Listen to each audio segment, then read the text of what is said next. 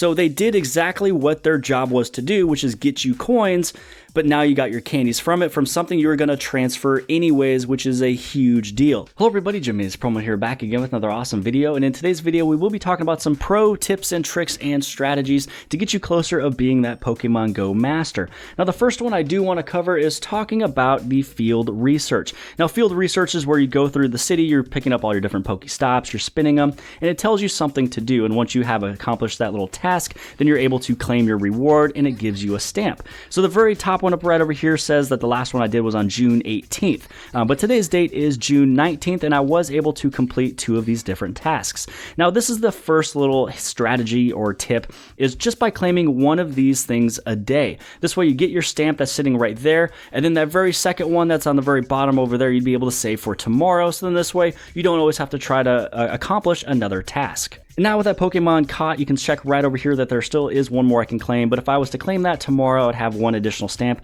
going towards the very final stamp that you'd have to collect for your 7 days of stamps. So moving on to strategy 2, I'm going to take away my son's account, and so here's my account. This is a pre-recorded gym battle I did earlier today, so this is a huge gym boost strategy if you're somebody who loves doing gym battles. And as you know, this has changed from back in the past where the lives, the CP of all your Pokemon that's sitting in the gym, they will diminish over time, and also if somebody goes through it, it'll take away their life as well. And if they are full life, you have to go through them 3 times to knock them completely out. Now this one is going to help you by conserving the items in your backpack, and really at the end of the day, you're really fighting with the exact same Pokemons throughout each and every round. So you can see here, I moved into my very last group, which I actually titled this one as Strong, and so I always battle with these same Pokemons every single time. And you can see that the very first one has already been fainted, but the nice thing about it that you can actually see in this video is that it will start off even if it is fainted. And so if you are, let's say in the very last round, you're fighting Pokemon that are very weak, your fainted Pokemon will probably take down their life maybe a third or even half of the way, depending on what you're fighting. But you're not going to see a huge difference here with Blissey because she's got a lot of CP going on and health, so you're not going to see it go down dramatically, but you'll see it later on in this video. And so what pretty much is going on here is that I can stay in one spot, and anytime that charged move happens from the opponent, just move, you'll be able to dodge it. And even if you are playing with a half-lifed Dragonite, you're still going to be able to go through this extremely fast. So without watching the full entire battle, we just finished the very first round, and so you're going to see that I'm going to go right back inside of there. I'm going to move over into the very last group, and so I'm going to replay with the exact same Pokemons, but what I'm going to do is I will revive that Dragonite that was first there, so I can at least give it half of its life back, and then we'd be able to go through it with less Pokemons and less revives. And so I'm not going to use any of my potions until I have to. Now one of the times that you might want to fully revive all of your Pokemon if they are extremely strong, along with giving them all of their potions, is when you're going to be doing a legendary raid. That's usually one of the times you'd want to bring this right on back. So round 2 of that full gym battle has been completed. We're going to move right back over into the very last round. And you can also notice that that very first Dragonite has been fainted, but you're going to see a lot of damage still happening on this very last round. So even that very first revive that I used from before by bringing this one back half life, I really technically didn't need it. And you can see that it is causing a little bit of damage and just keeps on going and going as you bring in the very next Pokemon as it comes into the fight. So this is huge if you're somebody who always goes through a gym battle. You use the revive, and then you also use the potions. You're using either a hyper potion, or you could be using any of the other 2 lower ones. But if you don't really want to use all of your potions, and maybe you're very low, I'm actually very low with my potions right now, I'd be able to keep on using my revives because you get a ton of those, especially when you're doing some raids and everything else. And I also spin those at the Pokestops more likely than I do a normal potion. Now with the gym battle complete, we're moving over into strategy 3. Strategy 3 is a way of collecting coins, but not really having to use anything from your backpack, your items. It's a way that you don't have to lose something that you actually really care about. So inside of here, you can either go to recent or you can go to number. The easiest thing is just to go into number, and as you go through all your Pokemons that's sitting inside of there, you'd be able to find one that is not at the very top.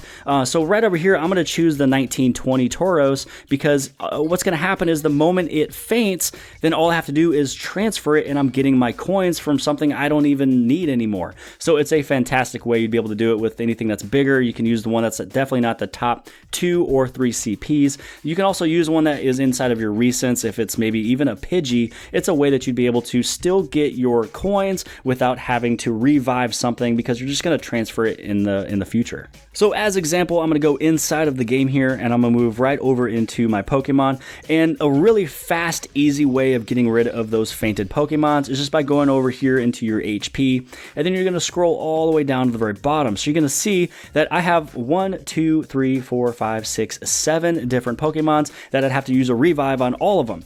But because I only cared about 3 of the gyms I went inside of there, I'm going to get rid of this one, this one, this one, and this one. So again, yes, you are able to get rid of multiple Pokemon at the exact same time and transfer them away. So they did exactly what their job was to do, which is get you coins, but now you got your candies from it, from something you were going to transfer anyways, which is a huge deal. And then these ones right here, you just either can go through here and you'd be able to do a little bit of a power up, or you'd be able to use a revive, whichever one you want to use. Now you're bringing it right back on over and back into the game. Now for the next trick, this is by looking for a particular type of Pokemon. So I'm not really talking about, let's say you want to search for Executor and you start typing it in and it shows you everything, which by the way, Executor, this is the one that I search for mostly lately because I have a lot of these long-necked Executors, and so I usually throw these ones in to get rid of them because I'm going to transfer them anyways. I might as well get coins out of them.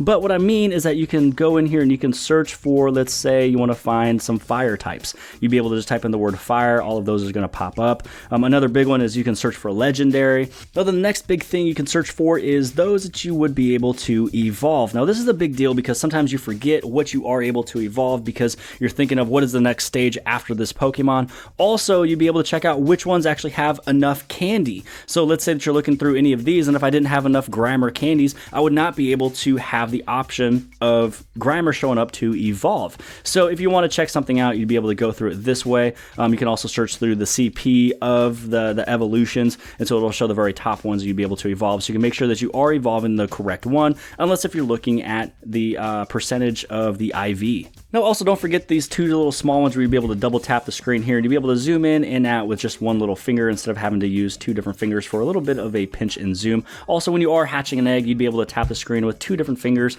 and it'd be able to bypass that little egg animation, and it goes directly over into the Pokemon that you opened up.